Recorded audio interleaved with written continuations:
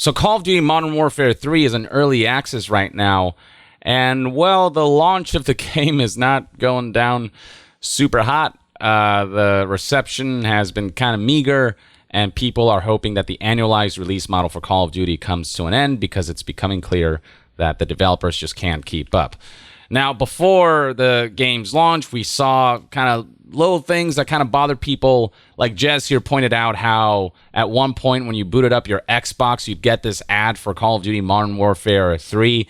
And look, it's not the end of the world. It's easy to hit exit or whatever, but it's still like kind of annoying and disruptive, and people don't want this to become the norm. Jez here highlighted worries that if this is the precedent that we allow to be set today, then tomorrow we might be looking at Starbucks ads or something along those lines.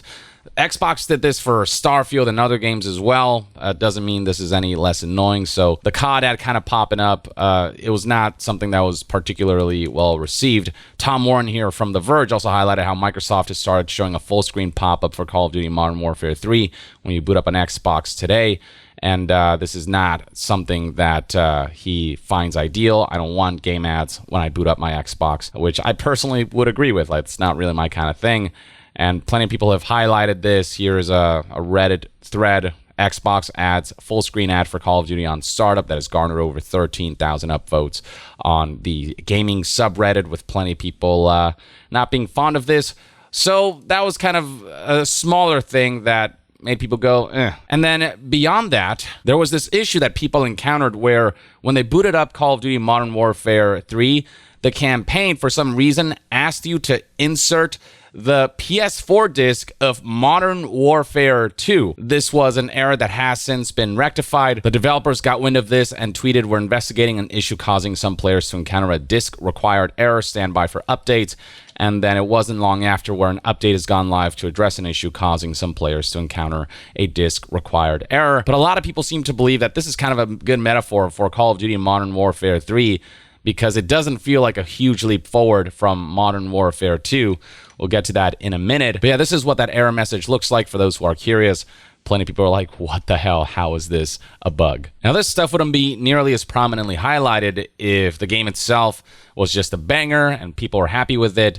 But it's been seeing some rough PR. So here's Simon Carty from IGN, who, before the embargo lifted for Modern Warfare 3, hinted at rough tidings for the campaign experience, tweeting out, "My full review on Modern Warfare 3's campaign will be live tomorrow, but all I have to say for now is woof." And then the embargo would lift on November 3rd, 2023, which is today, and IGN gave the campaign experience a 4 out of 10. The full review is right here. I'm just going to read the verdict. Modern Warfare 3's campaign commits the biggest sin possible for a globe-trotting action thriller.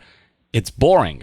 What had the promise to be an intriguingly spun web of mystery instead ends up being a dusty cobweb you'd find at the back of your shed, clinging onto 15-year-old garden toys you once had fun with. It's a pale imitation of the past, made up of underbaked story moments that clash with attempts to introduce new open combat missions designed to encourage player freedom that instead fall flat on their face. Yes, the gunplay is still great and the graphics and sound design are top tier, but I couldn't help but feel I was playing a shinier, less subtle version of something I've played too many times before. If this is the quality we've come to expect from Call of Duty campaigns, maybe it's for the best if a year or two is taken to reset and raise this low bar back to the heights of old. 4 out of 10. Underbaked, rehashed, and cobbled together from multiplayer parts.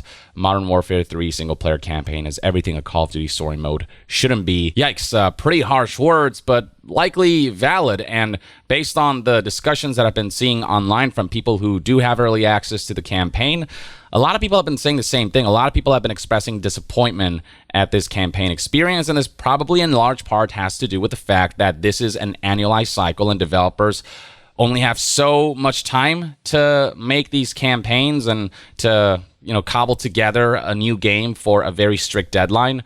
And the end result is that the quality is going to degrade, especially as the bar for, what people are expecting out of a new Call of Duty, is raised, and as technology makes development just more complicated. And so this right here, I feel, is in large part the annualized release model catching up to Call of Duty.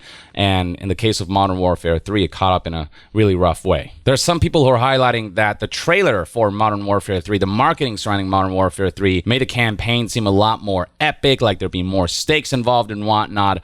but when you actually play the campaign, it's just a snooze fest, bar a few moments here and there where things ramp up. And then what adds insult to injury is the length of the campaign.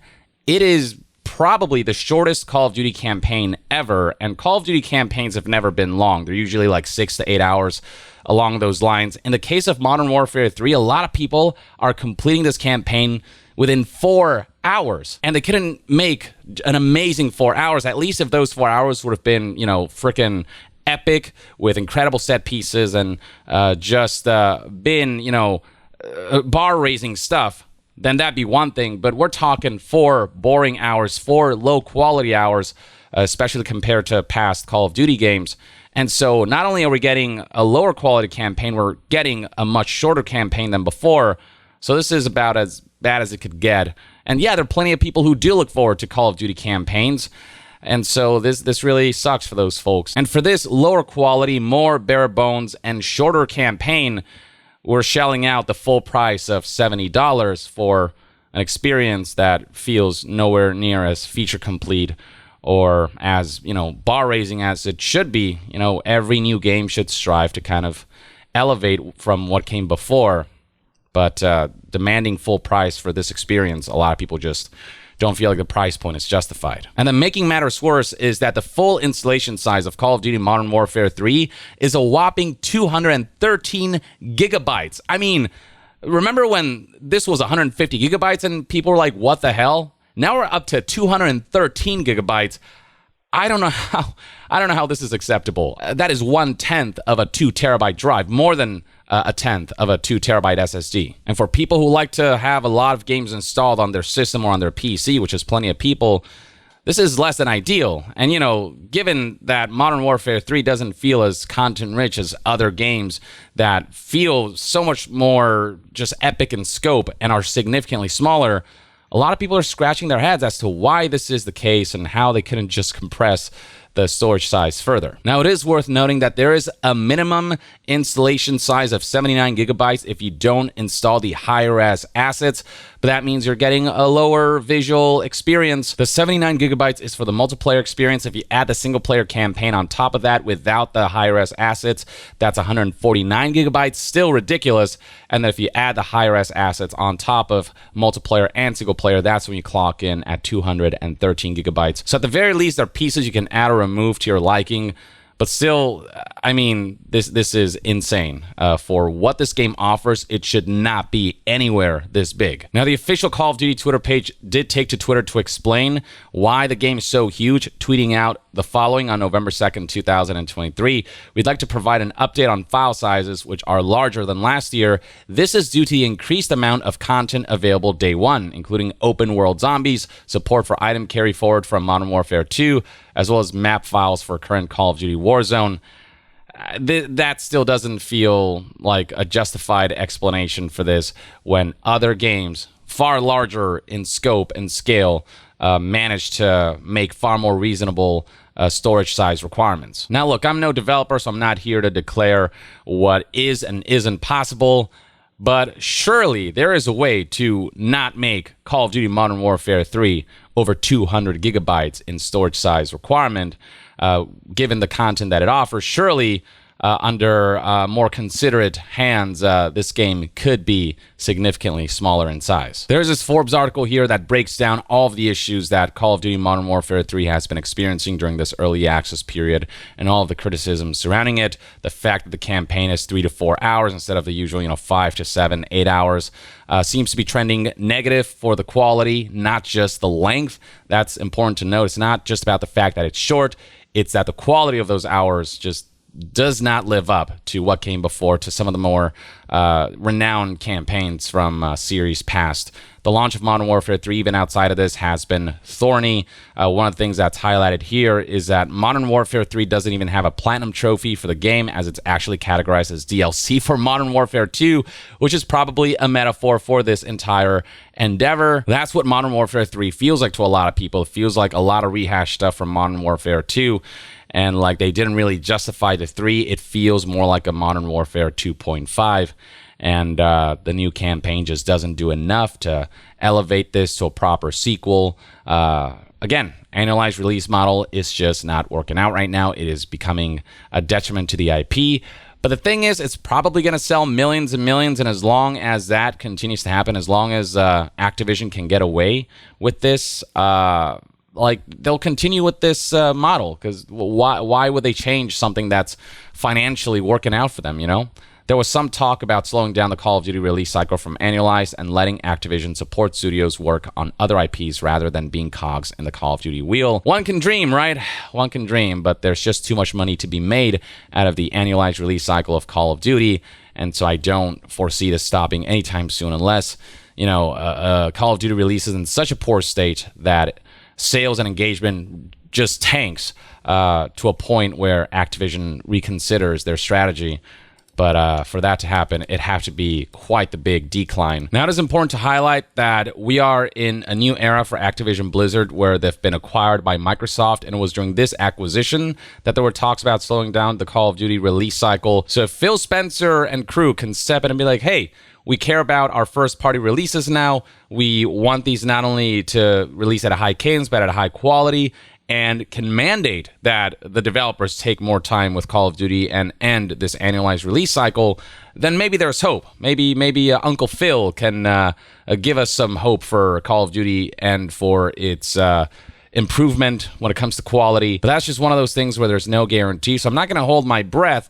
But if that's how Xbox decides to approach Call of Duty moving forward, that would be most welcome, and I think a lot of people would be really happy and optimistic about such a move. Now, I guess one positive aspect to Modern Warfare 3 that people have been talking about is the fact that they removed weapon tuning, which was an aspect that many felt was detrimental to the competitive scene of Call of Duty. Here's somebody who asked, why does everyone hate weapon tuning so much? I'm indifferent to it, just curious.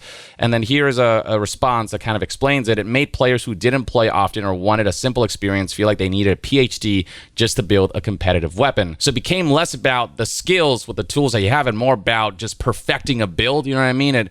It became more of an intellectual exercise than just like getting good at the game. Which, it involved both, but the intellectual aspect definitely took more of a limelight.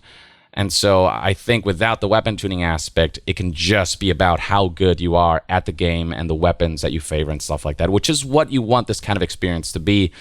So there's that, but in general, it doesn't sound like Modern Warfare 3 is going to garner much positive fanfare based on these early days of the game's early access release. The campaign is certainly not being praised by I've not read any praises for it. The majority of people who've been talking about the campaign experience are just expressing how disappointed they are, and just about everyone is in agreement that this annualized release model has to end. This is not where the quality bar should be. And so that's kind of where things are at with Call of Duty Modern Warfare 3.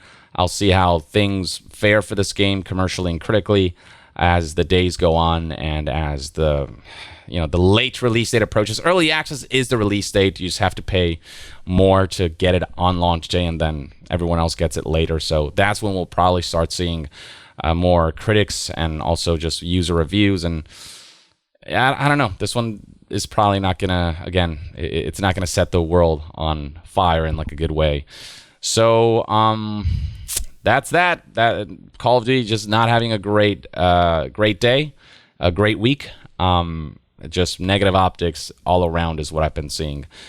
But alas, let me know in the comments below what your thoughts and opinions are on all of the rumblings surrounding Call of Duty Modern Warfare 3. Have you played the single-player campaign and the multiplayer? What do you think of the experience that you've had with the game? And to be further updated on all things gaming news, reviews, and discussions, stay tuned right here on Young Yeah. I'll see you guys next time. Young out.